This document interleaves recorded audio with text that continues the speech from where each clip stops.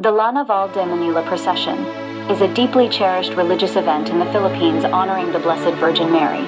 Its origins trace back to the year 1646, during the tumultuous period of naval battles between the Dutch invaders and the Spanish-Filipino forces.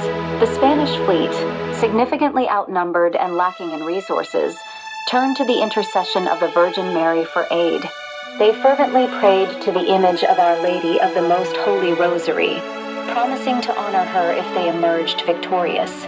Miraculously, the Spanish-Filipino fleet won 5 consecutive naval battles against the Dutch, attributing their victories to the Virgin Mary. The faithful carried out their vow by commemorating these events annually through procession. Since then, the tradition has been a symbol of faith, courage, and devotion for Filipino Catholics,